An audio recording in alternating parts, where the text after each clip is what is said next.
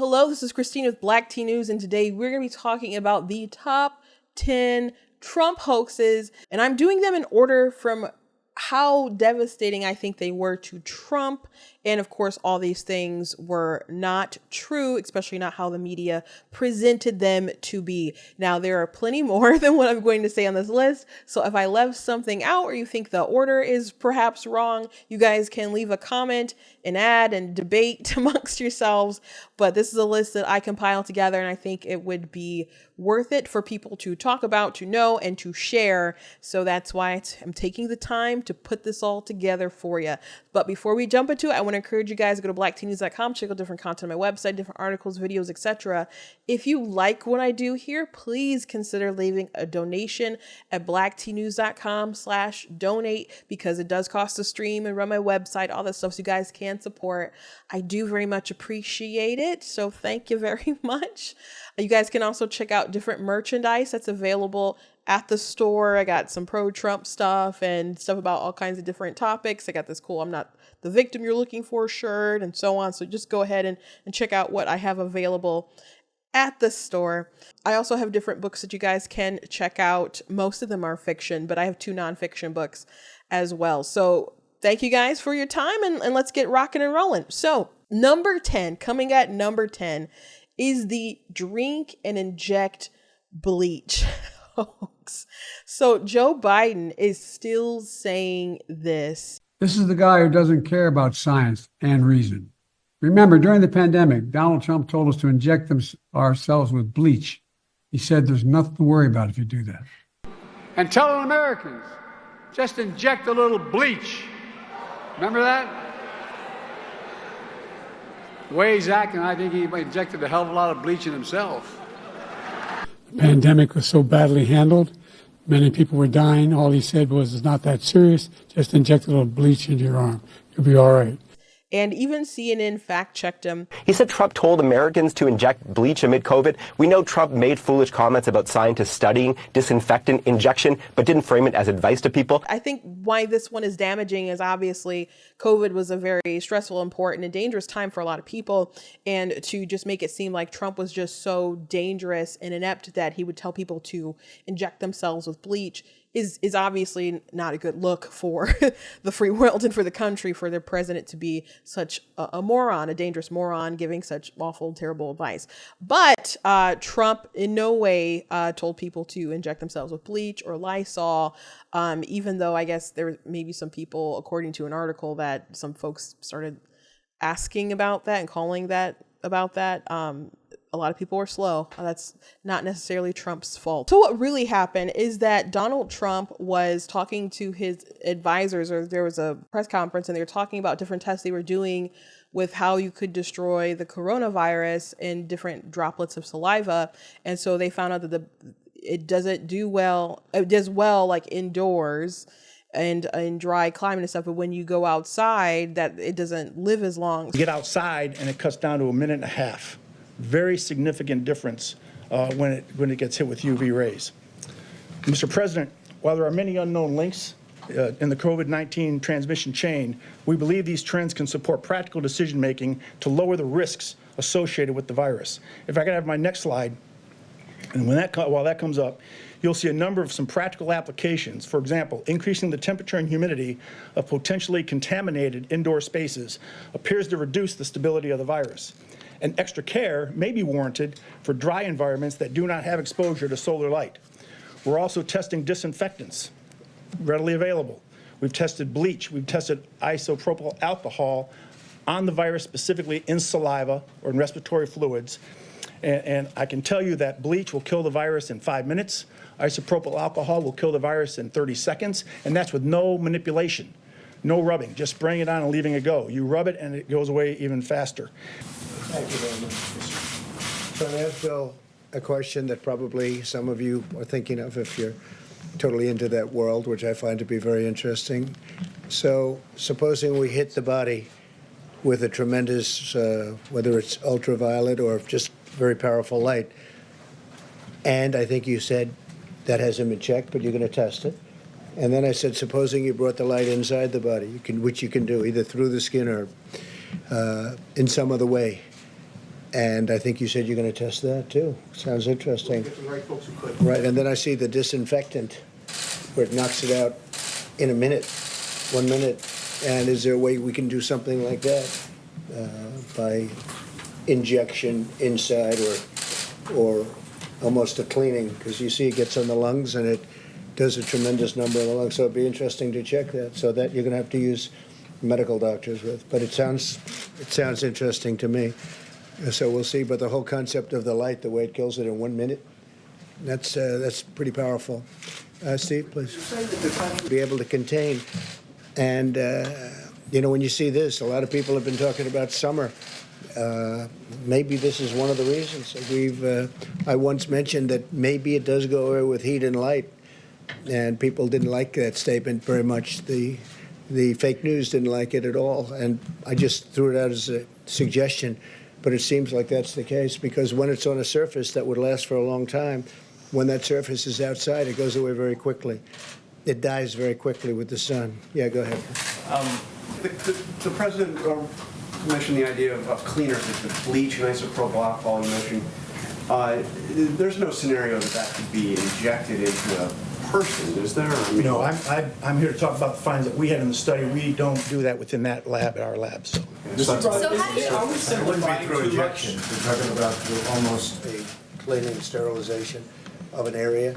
Right. Maybe it works, maybe it doesn't work, but it certainly has a big effect if it's on a stationary object. Okay. He said not through injections, literally there. Trump is having this conversation with these guys as they're putting out this information and asking questions. He says later that the disinfectant stuff was kind of more like sarcastically, and I don't know if sarcastic is kind of the right kind of phrase, but they were doing like different testing, like different sort of UV ray light sort of injections. Like people were starting to bring that into the fold, and you see a lot of like UV light things, like even like hand blowers or whatever, when you dry your hands, that you'll see like there's sometimes UV light with it, or people will come in and clean different spaces from COVID with UV light. He is talking about some kind of disinfectant, not literally bleach though, that it was, if there was a way that you could somehow use some kind of chemical, or obviously something that they would say was safe, because he says that, you'd have to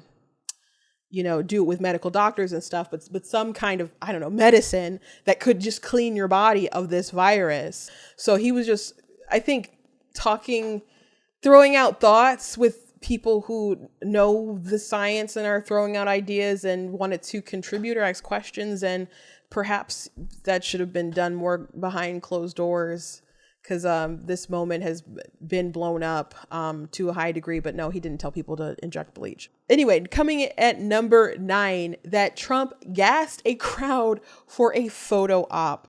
Now, you might wonder, why were they ordered to move on protesters at that moment? Obviously, the president wanted a photo op. For a photo op? To make way for a White House photo op. Lafayette Square photo op to clear out these protesters from Lafayette Park so the president could have this photo op. He wanted to show that he could move Americans physically out of the way to do this photo op. And his administration's violent clearing of a peaceful protest for a photo op. Clear them out with gas and go in there with batons.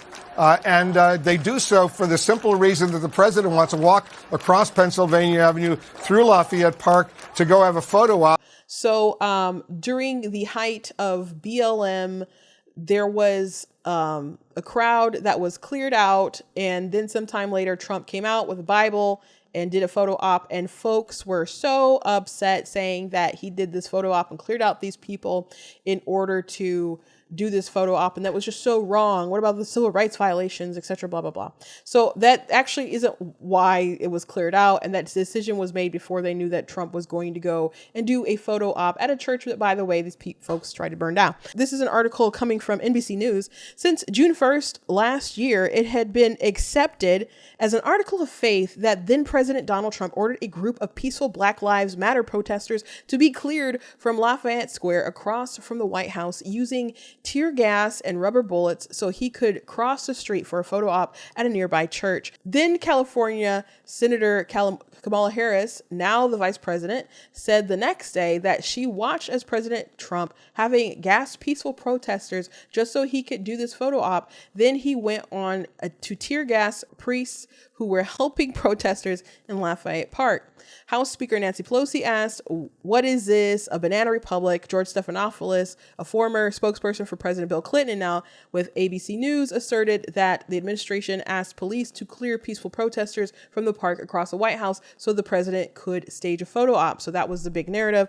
There's only one problem with this narrative, which received wall-to-wall coverage on outrage-addled cable news shows and was pasted on the front pages of newspapers across the country. An independent investigation by the Inspector General of the Interior Department has concluded it wasn't true. Inspector General Mark Lee Greenblatt wrote that the evidence did not support a finding that the United States Park Police cleared the park on June 1st, 2020, so then President Donald Trump could enter the park. The protesters were instead removed to allow a contractor to safely install anti-scale fencing in response to destruction of federal property, an injury to officers that occurred on May 30th and May 31st during the Black Lives Matter protest. So peaceful. In fact, Greenblatt found the relevant decisions were made and plans put in place several hours before officials knew of a potential presidential visit to the park, which occurred later that day. He did not gas the folks just to get a photo op, and that's what people were claiming. So this story was very big, and it was, pushing toward the, oh, he's violating people's civil rights as they're just trying to peacefully protest, even though we know a lot of folks weren't peacefully protesting. And it made Trump look really bad in this height of 2020 when they're saying they don't care about racial justice and so on and so forth. And he's just dangerous to people, and he's kidnapping people if they're, arresting them and so on. And he did not clear it out just for a photo op. People were so disgusted by that. But it just wasn't true. It just wasn't true. And this article came out. When did this article come? It came out a year later. It came out a year later. So it came out in June 11th, 2021. That's when NBC wrote that article. So people believe this lie for a very long time. And I do think that one was also damaging to President Donald Trump in the midst of his reelection, when so many things were contentious about racial divides and so on. Number 8, all Mexicans are rapists. So when Donald Trump came onto the scene, when he decided to run the first time, immigration was his big point where he really, got a lot of ground above his competitors who were kind of squishy and talking and had considered amnesty and other stuff. And Trump was very hard on the issue, and people gravitated toward that. And so he talked about the kinds of people who were coming across the border, and he talked about they're not sending their best, they're sending in rapists and other sorts of people. And people interpret that as Donald Trump doesn't like Mexicans and he thinks Mexicans are rapists. When do we beat Mexico at the border? They're laughing at us, at our stupidity. And now they're beating us economically. They are not our friend, believe me. But they're killing us economically. The U.S. has become a dumping ground for everybody else's problems. Thank you. It's true. And these are the best and the finest. When Mexico sends its people, they're not sending their best. They're not sending you. They're not sending you. They're sending people that have lots of problems, and they're bringing those problems with us. They're bringing drugs, they're bringing crime, they're rapists, and some, I assume, are good people. But I speak to border guards, and they tell us what we're getting. And it only makes common sense. It only makes common sense. They're sending us not the right people. It's coming from more than Mexico. It's coming from all over South and Latin America, and it's coming probably from the Middle East. But we don't know, because we have no protection and we have no competence. We don't know what's happening. And it's got to stop. And it's got to stop fast. Now, I think if you look at today and the sorts of people who are coming across the border where they are criminals and they are coming over and literally raping people. And of course, not everyone who's coming over is doing that. There's people who are obviously coming for economic reasons and not really for asylum issues. But there are people who are coming over and quite literally killing and raping women, including children. And a major development in the case of a 12-year-old girl found dead in a Houston creek. Police say they have now detained the 2 persons of interest. Give you a look at the scene here. This is a mass of hundreds upon hundreds of people who have crossed the border illegally and are camped out here at the border wall, waiting to be apprehended by Border Patrol. You'll quickly notice these are all single adult men. There is not a single woman or child in this group. Lester, the 8 suspects are men from Tajikistan who were all arrested by ICE over the weekend in Philadelphia, Los Angeles, and New York. Sources familiar with the matter tell us the men crossed the southern border. When you look back at Trump's words, again, obviously he wasn't talking about all Mexicans. He wasn't talking about everyone who was coming across the border. Certainly he didn't think probably the women. Certainly he probably didn't think the children were people escaped from prisons who were coming to rape people. But obviously there were some bad people who were coming over here, and that continues to be the case. And his words that seemed really harsh back then, I think seem kind of more on point now. But people have taken his words regarding this issue and really tried to expand it beyond bad people. Recently, there was comments where he was talking about how, they're animals and so on. And people are like, oh, he's talking about all asylum seekers. He called some of the undocumented immigrants who have crossed the Mexican border animals. Well, first of all, not everyone coming has legitimate asylum claims, but there are people who are, criminals coming over to do harm. And in the context of his conversations, you can clearly see that he means bad people doing these really terrible things are the ones who are animalistic, I suppose you could say. A student in Georgia who was barbarically murdered by an illegal alien animal. The Democrats say, please don't call them animals. They're humans. I said, no, they're not humans. They're not humans. They're animals. And Nancy Pelosi told me that. She said, please don't use the word animal, sir, when you're talking about these people. I said, I'll use the word animal because that's what they are. I'll never forget my vow to her. Unbelievable when I see it going. But I got to know all these people. They're very smart, very streetwise. And I would do the same thing. If I had prisons that were teeming with MS-13 and all sorts of people that they've got to take care of for the next 50 years, right? Young people, they're in jail for years, and if you call them people, I don't know if you call them people. In some cases, they're not people, in my opinion, but I'm not allowed to say that because the radical left says that's a terrible thing to say. They say you have to vote against him because did you hear what he said about humanity? I've seen the humanity, and these are bad. These are animals, okay? And we have to stop it. We can't have another Lakin. We have so many people. We have so many people being hurt so badly and being killed. They're sending their prisoners to see us. And they're bringing them right to the border. And they're dropping them off, and we're allowing them to come in. And these are tougher than anybody we've got in the country. These are hardened criminals. He also got flack from people when he was talking about MS-13, and people were like, oh my gosh, he's calling these human beings animals. These people who had cut out hearts and do all kinds of crazy stuff. The ICE, we had a great relationship. We still do.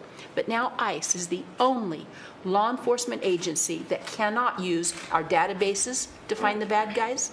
They cannot come in and talk to people in our jail. Unless they reach a certain threshold. They can't do all kinds of things that other law enforcement agencies can do. And it's really put us in a very bad position. It's a disgrace. And we're suing on that, and we're working hard, and I think it'll all come together. Because people want it to come together. It's so ridiculous. The concept that we're even talking about it is so ridiculous. We'll take care of it, Margaret. Thank you. There could be an MS-13 gang member I know about. If they don't reach a certain threshold, I cannot tell ICE about them. We have people coming into the country or trying to come in. We're stopping a lot of them. But we're taking people out of the country. You wouldn't believe how bad these people are. These aren't people. These are animals. And we're taking them out of the country at a level and at a rate that's never happened before. And because of the weak laws, they come in fast. We get them, we release them, we get them again, we bring them out. It's crazy. The dumbest laws, as I said before, the dumbest laws on immigration in the world. So we're going to take care of it, Margaret. We'll get it done. I'm not losing sleep over those kinds of comments. Trump has said a lot of controversial things, but as far as that one goes, again, not going to lose sleep over that one. So yeah, a lot of people try to take his words to the max, to the extreme, and people say, well, there's a buildup here. But sometimes you have to look and say, does he kind of have a point? And it seems like he kind of has a point. And it's totally fine with people who come over and do things the right way and obey and respect our laws, but we're being taken advantage of by a lot of very dangerous people. There's even folks who are crossing the border illegally who are concerned about the folks who they are illegally crossing the border with. Did you have to pay a cartel? Yes. How much? Around 10,000. 10,000? Yes. In fact, the American people is right, completely true. Who come into this country, they don't know. Well, okay, I'm good, but how if they're not good? How they have killer, psychopath, else? No guarantee of that. Why, like no security, no security check, no background check. No security check, no background check. You're worrying about who's crossing the border? Yes. Of course, me, because I'm like, people are not look normal. Okay, coming in at number 7 is the Losers and Suckers hoax. I was recently in France for D-Day, and I spoke all about those heroes that died. I went to the World War II cemetery, World War I cemetery he refused to go to. He was standing with his 4-star general, and he told me, he said, I don't want to go in there because they're a bunch of losers and suckers. My son was not a loser, was not a sucker. You're the sucker. You're the loser. Now, this one is a big one, and I really didn't hear President Trump talk about it until recently. And there is, he said, she said, that he claimed that military who died and are losers and suckers. And Donald Trump simply says, why would I be stupid enough to say that? Think of it from a practical standpoint. I'm standing there with generals and military people in a cemetery, and I look at them, I say, these people are suckers and losers. Now, think of it. Unless you're a psycho or a crazy person or a very stupid person, who would say that anyway? But who would say it to military people with military? Because as President of the United States, I would say if I made that statement, if I have generals here, if I have it, I would imagine that most of them would end up in a major fist fight with the president, okay? And you know what? I would have said it was okay in that one instance. They made up a story. They just, out of thin air, just like a lot of the fake stories are made up by these people, because they're among the most dishonest people in the country, the fake news. So just from a common sense standpoint, he kind of has a really good point to why this story doesn't make any sense. And there's a lot of people who actually came out and spoke against that story. Bolton, who despises Trump now, said if he had said that, I would have wrote an entire chapter about it. He was responding to an article in the Atlantic magazine from last Thursday night, and the article itself is a mashup of all kinds of allegations, what he thinks of John McCain, which I thought was largely accurate, and what he happened to say in Paris on the day before Armistice Day, the 100th anniversary of Armistice Day, getting ready to go visit French President Macron. And according to what that article said, the president made disparaging remarks about our soldiers, the people buried at the En Marne cemetery, in connection with the decision for him not to go to the ceremony that was planned that afternoon. And that was simply false. I don't know who told the author that, but that was false. And I recounted that in my book, The Room Where It Happened, and reaffirmed that in response to questions the next day. Yeah, I mean, you've heard the back and forth between reporters on this. Jennifer Griffin came on today and said that she stands by her sources. She says that you were not, quote, in the room where it happened when this was discussed. What do you say to that? Well, she's just flatly wrong. Look, I can tell you exactly what it was. We were in the ambassador's residence in Paris. We were supposed to be having a 10:30 meeting to brief the president for his meeting with French President Emmanuel Macron at 11. The president was late, which is frequently the case. I don't think the entire affair lasted more than 10 or 15 minutes. And the main issue was whether or not weather conditions permitted the president to go out to the unmarked cemetery. The people I recall being there were John Kelly, one of his aides, Mike Pompeo, myself, Jamie McCord, our ambassador to France. We had this discussion. It was mostly John Kelly presenting the logistical reasons why the trip couldn't take place. And the president assented to the recommendation that he not go. He didn't protest that he really needed to go. He just sort of took the facts as they were. It's a very straight weather call. But a lot of Trump personnel said, it didn't happen. I was there with him and I didn't hear him say any such thing. Now, you could say that they have incentive to not be honest about that. That's true. And before it was just kind of unnamed sources, but it seems like General Kelly, who was formerly with the administration, was the one who was the source of that. The first time ever, Kelly sets the record straight with on-the-record confirmation of a number of damning details about Donald Trump from background sources, including from a 2020 Atlantic story reported with unnamed sources by editor-in-chief Jeffrey Goldberg. But, Trump also noted that he was fired, and maybe he has incentive to not be honest about that, or maybe he misheard. But it is a he said, she said situation. But the original article from the Atlantic that proposed that Trump said such a thing originally said that the reason why Trump did not visit a grave site is because he didn't want to go because they were losers and suckers, and that whole story just didn't add up. So this is an article from blacktnews.com in 2020 when I wrote about it at the time. The Atlantic released a hit piece on President Donald Trump that is tragically absurd. It alleges that President Trump canceled a visit to a cemetery in 2018 because he didn't want to mess up his hair and makeup, and he had no interest in honoring losers. It read like a bad fan fiction from a deranged Trump hater. Worst of all, the so-called sources are all anonymous. This is a bad day for journalism for a couple of reasons. It's already been debunked. So the piece from the Atlantic begins when President Donald Trump canceled a visit to the Azine Marine American Cemetery near Paris in 2018. He blamed the rain for the last-minute decision, saying that the helicopter couldn't fly and that the Secret Service couldn't drive him there.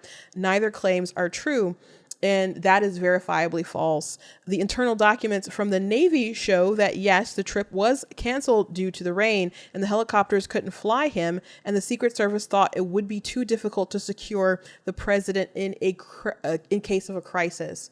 So there's a different documents there where they said what was the case, not because he just didn't want to get his hair wet or whatever. And the document is also corroborated by an unlikely source, John Bolton. He wrote in his memoir about this day. Bolton also admitted that he didn't hear President Trump make any disparaging remarks about the troops, but he does say he wasn't with him all day. And so there was also other Trump officials who were with him who said that absolutely did not happen. And they went on record debunking it. Sarah Huckabee Sanders, Dan Scavino Jr. said something.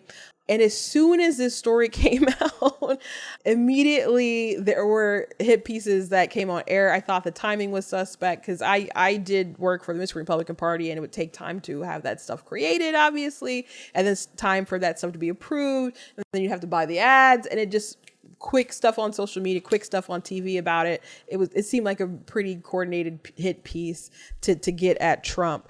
But the initial argument for the Atlantic was already debunked. So again, I suppose you still have the he said, she said of did he really say this? And to me, it doesn't really make sense. Is there a chance that Trump was probably joking about messing up his hair and makeup and might have said a comment like that? Probably, but it's possible. And could he have said something that maybe someone could have misconstrued? Perhaps. But just take out your hatred of Trump for a second. Do you think that it really makes sense that he would say like the losers and suckers comment around generals and other folks when they're supposed to go to some kind of ceremony honoring American troops who died? It just doesn't seem real. It doesn't seem real. It doesn't even seem like a good hit, as in something that people should believe. Now, people did believe it, and Trump was advised by people at the time not to dignify it. So he didn't really say much about it, but now he feels like he should say something because there are people who believed it. I know people who still voted for him, but believed this. And I'm like, there's evidence to the contrary that this is not being true. So I guess we can't conclusively say that he never said it, but the hit piece from the Atlantic, there was definitely documents disproving their initial claims. Now, you could say that Donald Trump has made other sort of comments about soldiers that would make it seem like it's plausible for Trump to have said something like that. Like he said, he doesn't like the people who get caught, referring to John McCain. That is a Chris Rock joke, by the way. This motherfucker been telling the same story for 40 fucking years. He a war hero. He a war hero. He a war hero that got captured. So Trump probably ripped that off of him, or maybe he thought of it on his own. But that was a comment that I certainly didn't like, and I'm not going to defend. But that was personal. He didn't like that particular man. That was a personal dig at someone he did not like and who did not like him in return. That incident, I don't think, is enough evidence to say, oh yeah, Trump totally would have just out of the blue said, I don't want to go to a memorial service because these guys are losers and suckers.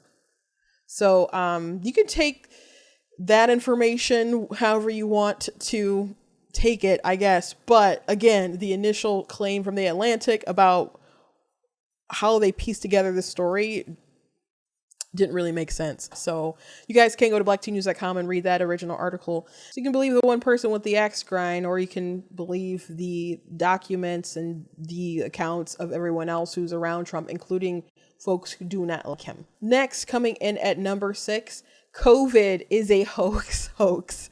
Now, this one was silly and I thought got debunked kind of fast, and yet people still wanted to push it regardless. So again, COVID was a very dangerous time for Americans, and people were losing loved ones, people were losing freedoms and liberties within their communities. And to hear stories that the president wasn't taking it seriously enough made him, in the eyes of many people, too dangerous, I guess, to reelect in such a crisis. Now, I think that Trump took COVID pretty darn seriously. The economy was slamming. It was doing really, really great. And he decided to shut everything down in order to preserve life. And hindsight is 2020. I don't really think they should have shut down the country. I think we should have protected those who were the most vulnerable and still tried to, move things along as much as we could. And some businesses or whoever would decide that they would shut down in the interest of their protection, and people would have the right to do so. I agreed with the Great Barrington Declaration. That was always pretty much my opinion. But Donald Trump was willing to listen to experts and shut stuff down, even though that would hinder the economy that was doing really, really, really well. There was people like Bill Maher who said he was hoping for a crash or a depression because they wanted to stop Trump.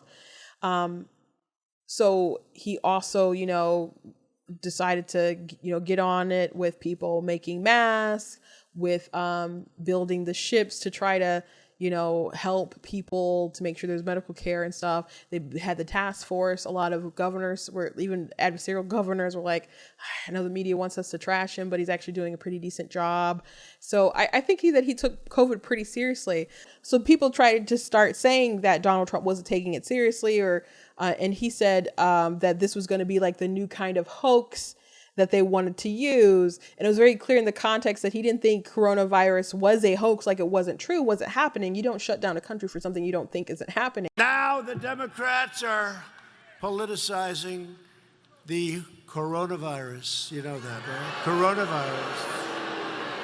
They're politicizing it. We did one of the great jobs. You say, how's President Trump doing? They go, oh, not good, not good. They have no clue. They don't have any clue. They can't even count their votes in Iowa. They can't even count. No, they can't. They can't count their votes. One of my people came up to me and said, Mr. President, they tried to beat you on Russia, Russia, Russia. That didn't work out too well. They couldn't do it. They tried the impeachment hoax. That was on a perfect conversation. They tried anything. They tried it over and over. They've been doing it since you got in. It's all turning. They lost. It's all turning. Think of it. Think of it. And this is their new hoax. They decided to take that clip of him talking about it at the rally and be like, oh, he's saying that COVID is a hoax, which wasn't true. So Kamala Harris said on the debate stage, and the fact checkers actually fact check her. The fact checkers are also fact check Joe Biden, but they were wrong. And people even like pressed back against the fact checkers and were like, what do you mean he didn't call it a hoax? I remember him saying that it was a hoax. The president said it was a hoax. This claim is false. President Trump was saying that the politicization of the coronavirus pandemic was the Democrats' new hoax, not that the virus itself was a hoax. So this is the new thing that they want to use to try to destroy Trump. But he was not saying that COVID was an actual hoax. But people were like, oh, he's not taking it seriously. He doesn't think it's real. And there are Republicans and folks who didn't think that it was real. But I think that's a very small number. You know, so that there's people who didn't think that maybe it was as crucial as the media and other folks were making it seem. But Trump did not say that it was a hoax, like it was fake, and he definitely took it seriously. If you look at his actual actions, just because you didn't see him wearing a mask all the time, they test him all the time, so he would know whether he was spreading it and stuff. So in the mask, you know, the masks that people were using didn't even work anyway. So you can look on the box of those like surgical masks. They literally say they do not protect you from coronavirus. So anyway, hoax coming in at number 5, the crying child who was separated at the border. This little girl made it on the cover of a Time magazine with Donald Trump saying, "Welcome to America." And this was the image that broke so many people's hearts, that where this came from, of this little girl being separated from her mother. And people even wrote that she was separated from her mother. Time magazine had to end up issuing a retraction about this story. And they still didn't regret using the little girl for the cover. And a lot of liberals, I guess, don't regret it, them using and framing this little girl, because at the end of the day, they thought that the symbolism of it was powerful enough, even though that particular child was never separated from her mother. They were detained a little bit, and the mother set her down shortly, and she started crying. But immediately after, you know, she picked her up, you know, it was all good. So different people ended up eventually writing about it. Like NPR said, crying toddler on a widely shared Time cover was not separated from her mother. So her father actually told multiple media outlets that the mother and daughter were detained together while seeking asylum in Texas.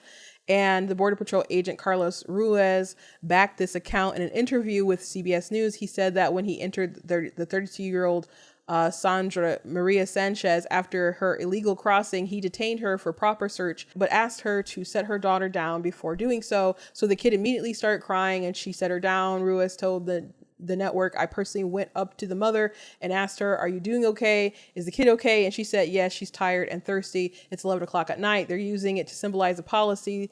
And that was not the case. In the picture, he added, "It took less than 2 minutes. And as soon as the search was finished, she immediately picked up the girl, and the girl immediately stopped crying."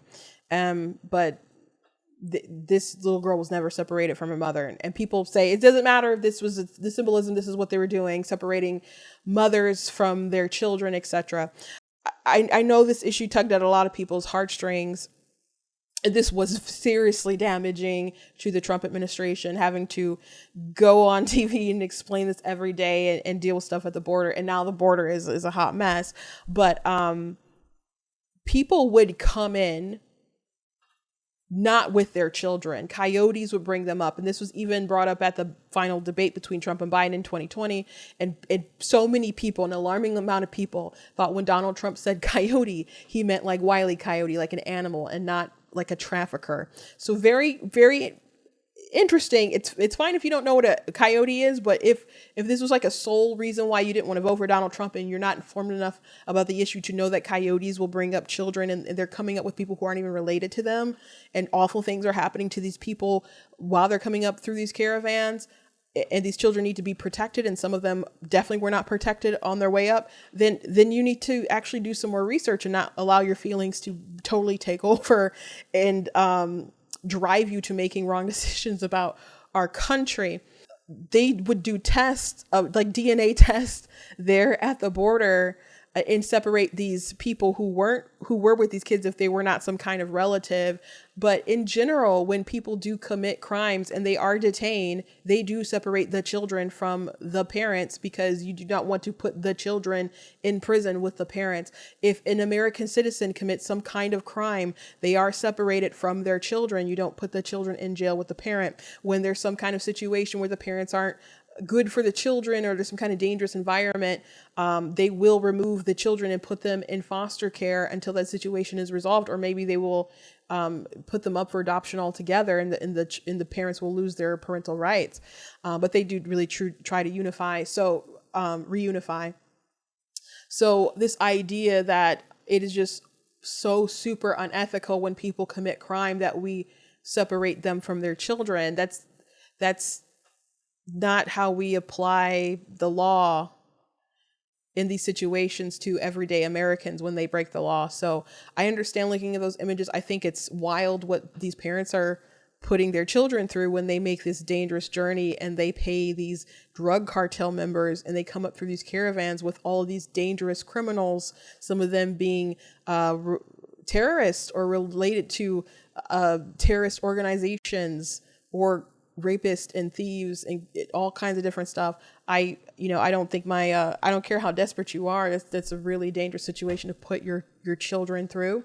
But this little girl, who's supposed to be the symbol of Donald Trump's really, really terrible, cruel policies, never was separated from her mother, but it was an impactful moment. Other impactful moments were when pictures started circulating of kids in cages that were actually from the Obama administration.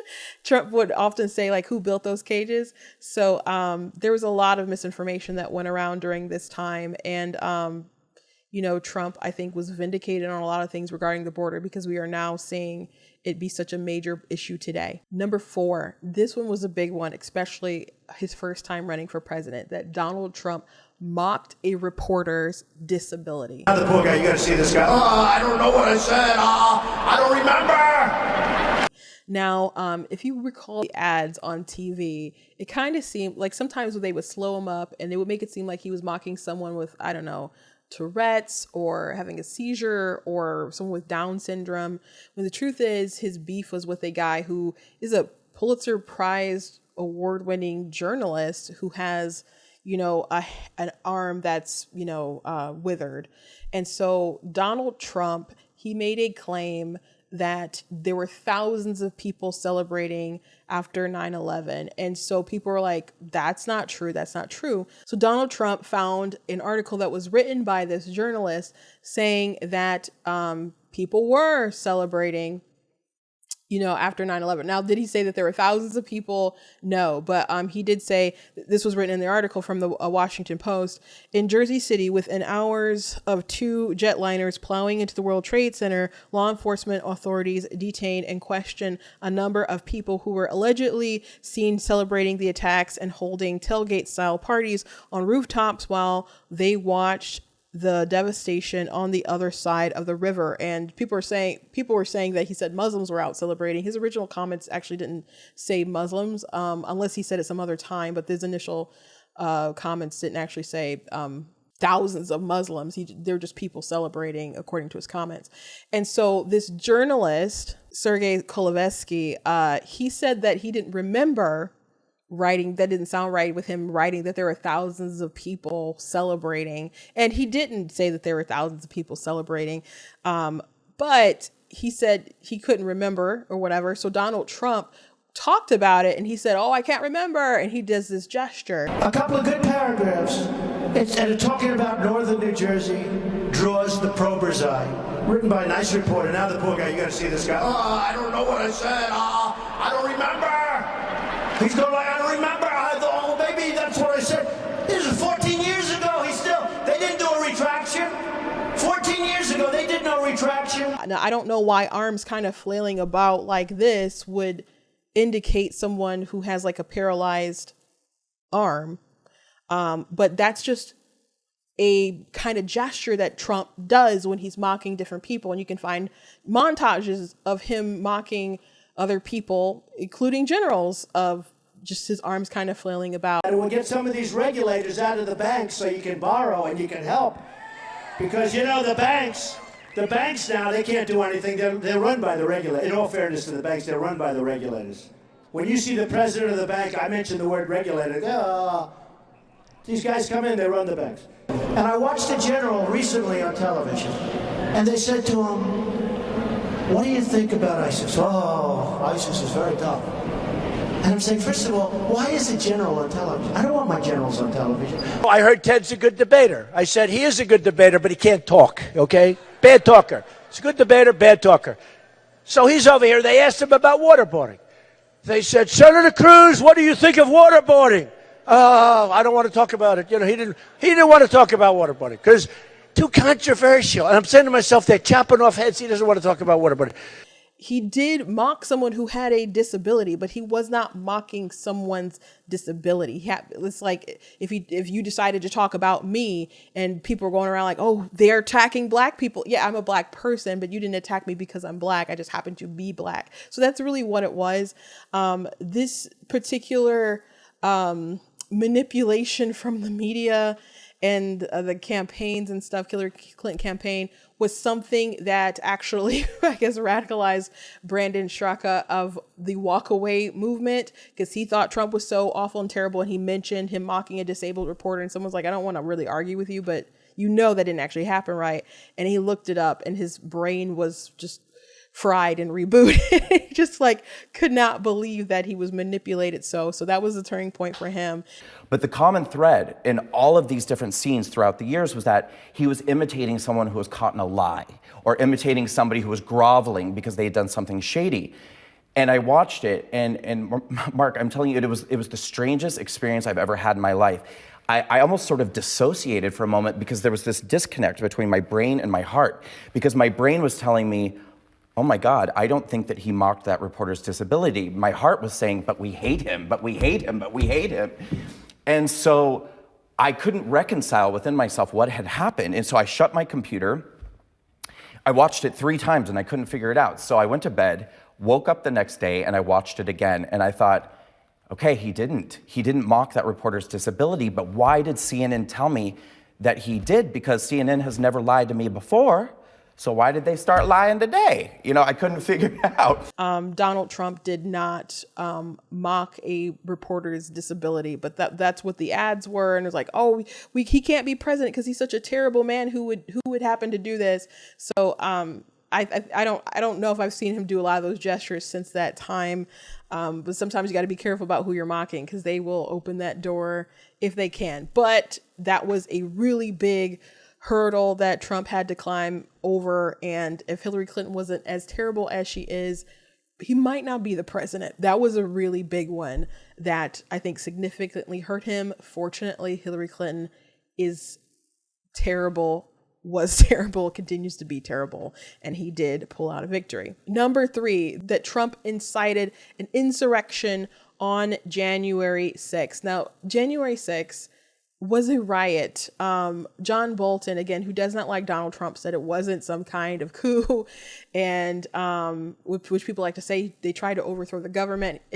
He actually had a pretty interesting response. It's not an attack on our democracy. It's Donald Trump looking out for Donald Trump. It's a once-in-a-lifetime occurrence. I don't know that I agree with you. To be fair, with all due respect, one doesn't have to be brilliant to attempt a coup. I disagree with that. As somebody who has helped plan coup d'etat, not here, but other places, it takes a lot of work. I don't know, that's something you want to brag about, but okay. And that's not what he did. It was just stumbling around from one idea to another.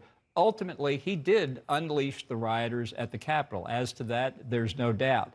But not to overthrow the Constitution, to buy more time to throw the matter back to the states to try and redo the issue. So if we're being honest, do you really think that if people wanted to overthrow the government and do this huge insurrection, wouldn't they have come like way better prepared with weapons and all kinds of different stuff? Now, it was a riot and it got out of hand, but Donald Trump knew that a lot of people were coming, and he said the other day at the debate stage, he's like, that's a lot of people. Let's get some National Guard there. Nancy Pelosi, there is a video of her saying that she takes responsibility, and that it was kind of her screw up. We have responsibility, Terry.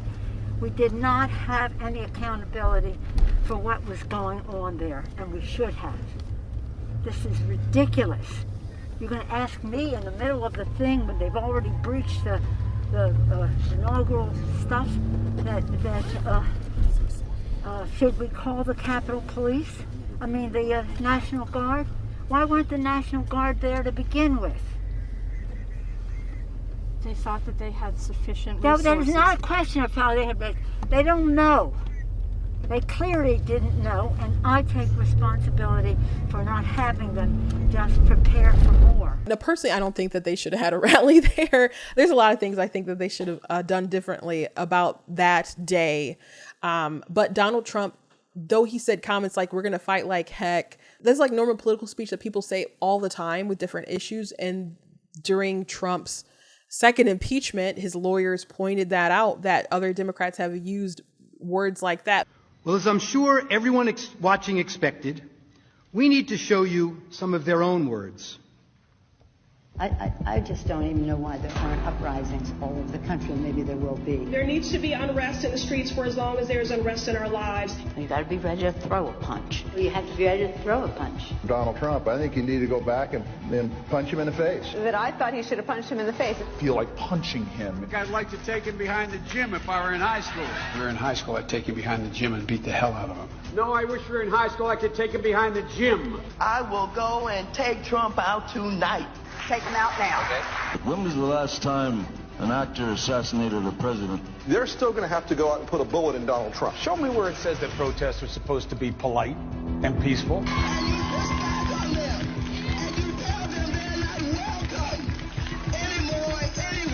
have thought an awful lot about blowing up the White House.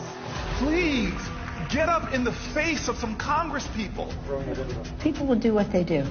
I want to tell you, Gorsuch, I want to tell you, Kavanaugh, you have released the whirlwind, and you will pay the price. But did Trump use direct, like, words that would rise to the legal standard of incitement? And certainly not. And he actually told people to march peacefully and make their voices heard. I know that everyone here will soon be marching over to the Capitol building to peacefully and patriotically make your voices heard today. Now, do I think that they're marching peacefully so they could maybe intimidate Republicans into doing what they thought was the right thing? Probably. But as far as like go out there and have an insurrection, his words were like the opposite. He told people to go home.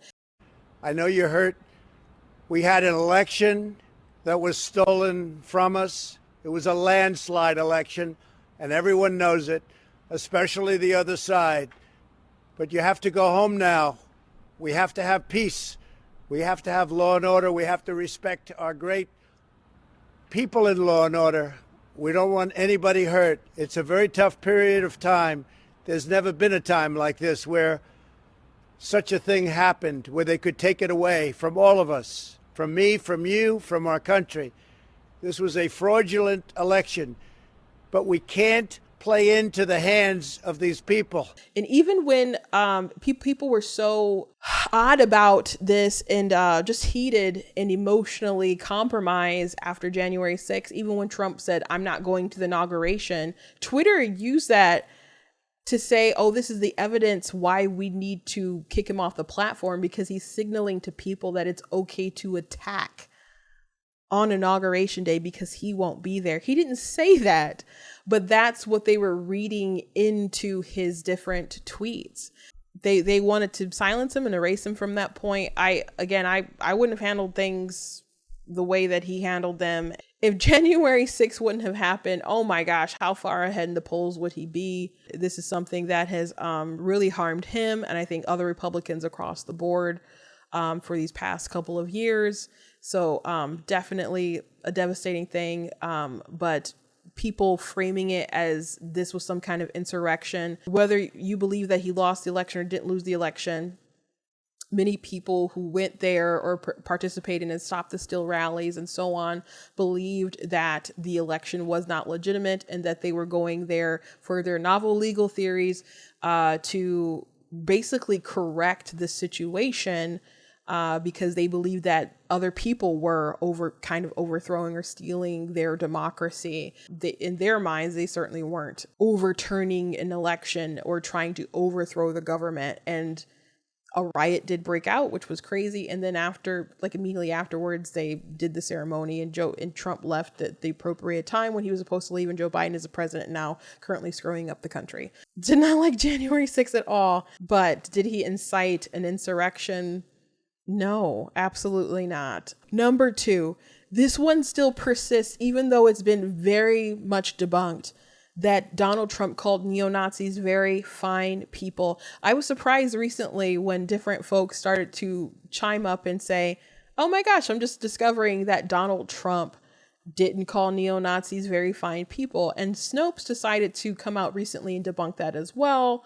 But it was very easy to know that he didn't call them neo-Nazis at the time, because in the initial press conference, when he said the very fine people comments, he immediately said that he's not talking about neo-Nazis. And you had some very bad people in that group, but you also had people that were very fine people on both sides. You had people in that group, excuse me, I saw the same pictures as you did. You had people in that group that were there to protest the taking down of, to them, a very, very important statue and the renaming of a park from Robert E. Lee to another name. And you had people, and I'm not talking about the neo-Nazis and the white nationalists, because they should be condemned totally. But you had many people in that group other than neo-Nazis and white nationalists, okay?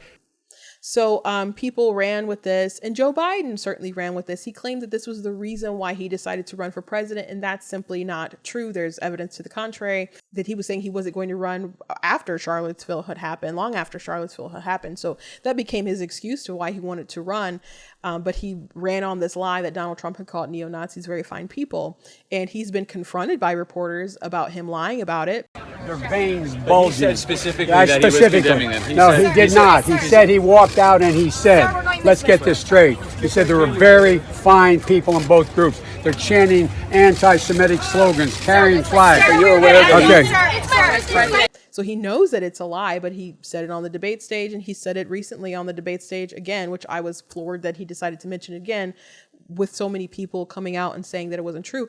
What American president would ever say Nazis coming out of fields carrying torches, singing the same anti-Semitic bile, carrying swastikas were fine people? Actually, one of the moderators, Jake Tapper, had actually said on CNN that it wasn't true, yet they still persist with this. Now, elsewhere in those remarks, the president did condemn neo-Nazis and white supremacists. So he's not saying that the neo-Nazis and white supremacists are very fine people. I don't think people understand. Perhaps people do understand, and they're just terribly irresponsible. There's so much damage that has been inflicted on this country because of these kinds of lies, and not just against Trump and, stopping him from being president and what people personally think about him. The fact that people believe that so many people in the country would pick someone who would say that neo-Nazis are very fine people, and that think that it's okay to vote for someone who thinks that neo-Nazis are very fine people and have him at the forefront. And that kind of person being president, of course, builds different racial divides in the country. That's why when the Jussie Smollett hoax happened, people are like, "Oh, this is what happens in Trump's America," even though it wasn't true. But that's their perception of America and Donald Trump. So when George Floyd happened, and all that exploded, it's just one thing after another that kept building and building and building with this perception of the United States and our leadership and Republicans and so on. And Joe Biden wanted to take advantage of it, never wanted to actually build peace and restore order and, soothe the chaos, because chaos is a ladder and he could take advantage of it and climb those stairs. Even though he will trip down them a few times, he will still climb up those stairs if he can. So he doesn't mind if he has to tell several lies to obtain power. But once you obtain that power, there's still a very fractured country that you have to deal with. So he kept saying that he wanted to save the soul of the nation. He's certainly not capable of doing that, because it seems to appear that he lacks one, or he's just not listening to he's not listening to his conscience. He's suppressing moral truths that are supposed to be so evident within him.